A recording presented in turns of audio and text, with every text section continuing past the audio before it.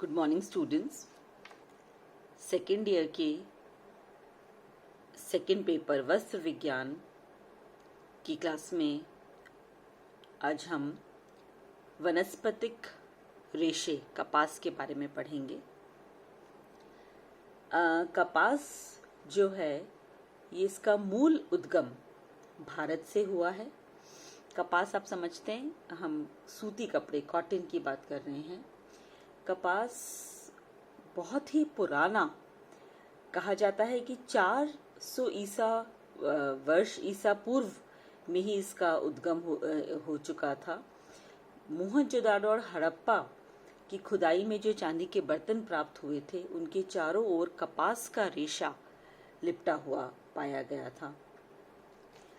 कपास यूनानी इतिहास में भी इसका उल्लेख मिलता है। ईसा से 327 वर्ष पूर्व सिकंदर महान ने जब भारत पर आक्रमण किया था, उस समय जब यूनानी भारत आए थे तो वो लोग कपास को देख करके हैरान हो गए थे। इसके अलावा बौद्ध काल में बनारस एवं ढाका की मलमल अपनी सुंदरता के लिए बहुत प्रसिद्ध थी। कपास यानी कि बहुत समय से भारत में कपास की खेती बहुत ही समय पहले से होती आई है। कपास जो है वो एक गरम और नम है ना, उष्ण कटिबंधीय क्षेत्र, वहाँ इसकी खेती होती है। दक्षिण अमेरिका, दक्षिण एशिया, वेस्ट इंडीज, इन जगहों पर प्रमुख रूप से इसकी खेती होती है। दुनिया में सबसे अधिक कपास का उत्पादन अमेरिका में होता है और भारत दूसरे स्थान पर आता है। तो ये कपास की कुछ जनरल आपकी वो है। ये देखिए, इस स्लाइड में आप देख सकते हैं कि कपास का जो रेशा है किस तरह से वो दिखता है, इस तरह से बनता है। ये इसके बनाने के वेरियस स्टेजेस हैं और इस तरह से हमें बाद में ये दिखाई देता है। ये है कपास का रेशा।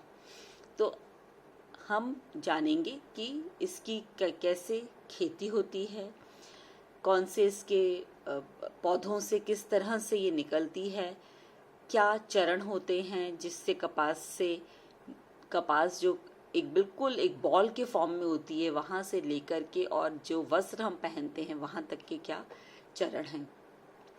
सबसे पहले हम जानने की कोशिश करेंगे कि कपास की खेती किस प्रकार कैसे होती है, कैसा उसको एनवायरनमेंट चाहिए होता है। कपास की खेती के लिए कौन से अनिवार्य शर्तें, यानी कि कौन सी कहाँ क्या इसकी आवश्यक होती है चीज़ें जहाँ खेती हो सके। सबसे इम्पोर्टेंट है क्लाइमेट, जलवायु। उष्ण कटिबंधीय क्षेत्र यानी कि ऐसा एरिया जहाँ गर्मी और नमी का वातावरण पाया जाता हो। ये इसके पेड़ों को उगाने के लिए अनिवार्य एनवायरनमेंट माना जाता है। नमी व गर्मी होनी चाहिए, ये दोनों ही चीज़ें बहुत आवश्यक हैं और यही कारण है कि अमेरिका में इस तरीके का इस तरीके का एनवायरनमेंट पाया जाता है जिन जगहों पे, वहीं यहाँ इसकी खेती सर्वाधिक होती है ना। और जबकि अमेरिका में 17 जो सदी है तब शुरू हुआ था इसका उत्पादन और आज वो वर्ल्ड में नंबर 1 पे पहुंच गया है। दूसरी चीज़ है मिट्टी। मिट्टी कैसी होनी चाहिए? कपास की खेती के लिए काली मिट्टी उपयुक्त मानी गई है। क्यों काली मिट्टी? क्योंकि काली मिट्टी में पानी सोखने की बहुत ज़्यादा क्षमता होती है, जो कि बहुत लंबे समय तक सॉइल को नम रखती है और यही इसके लिए आवश्यक होता है। इसके अतिरिक्त यदि मिट्टी में क्षारीयता है, यदि मिट्टी क्षारीय है तो वो भी कपास की खेती के लिए बहुत ही अच्छी होती है। इजिप्ट, मिस्र, आपने सुन रखा होगा, मिस्र की कॉटन बहुत ही अपनी अच्छी क्वालिटी के लिए जानी जाती है, गुणवत्ता में सबसे बढ़िया होती है। अब क्यों होती है?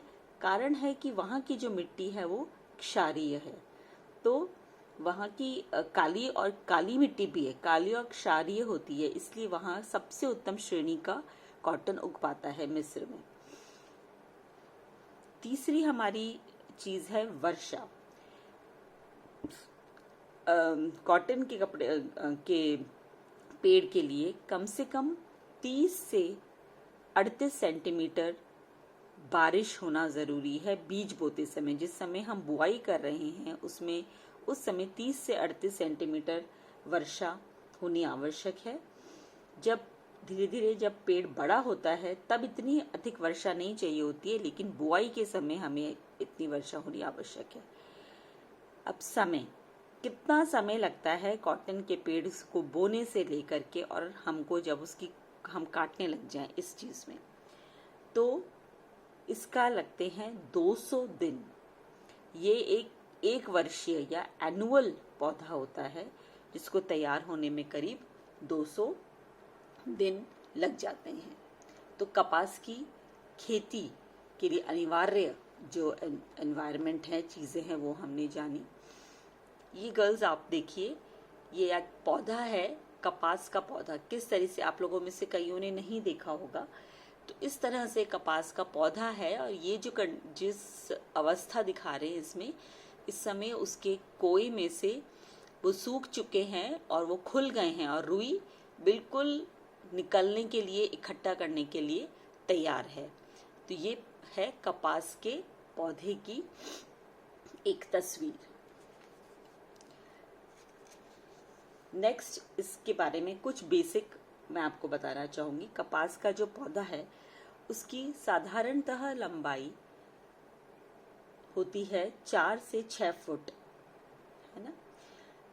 उसकी एक टहनी में 3 से 5 कलियां उग जाती हैं, है ना। 4 से 6 फुट का जब पेड़ होता है उसमें 3 से 5 कलियां हर एक टहनी में आ जाती हैं।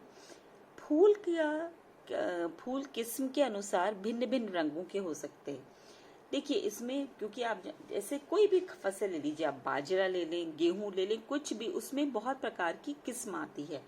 तो सेम विद कॉटन में भी अलग अलग प्रकार की किस्में आती हैं।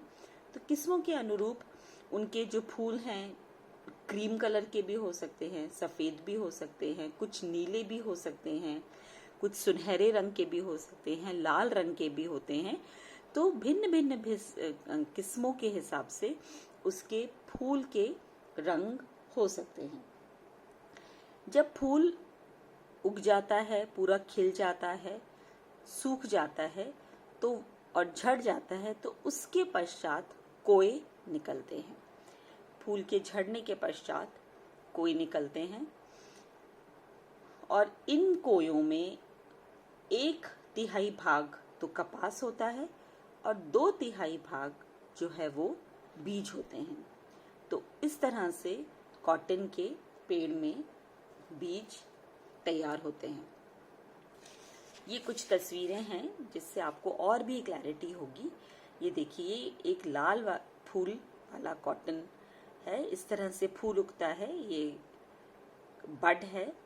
फिर ये जब सूख जाता है तो ये कोया बन गया है और ये कोया कुछ समय बाद खुल जाता है।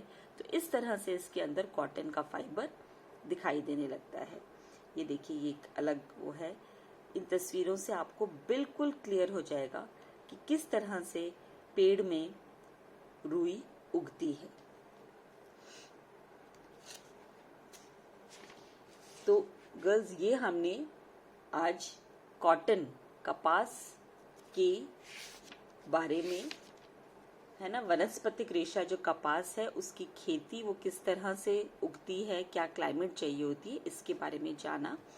अगली कक्षा में हम इसमें से, इन कोयों से लेकर के और हम जो कपड़े पहनते हैं उस तक के विभिन्न चरणों को जानने की कोशिश करेंगे। आप इसी तरह से जुड़े रहिए और हमारे YouTube चैनल पे लेक्चर्स सुनिए। Thank you so much.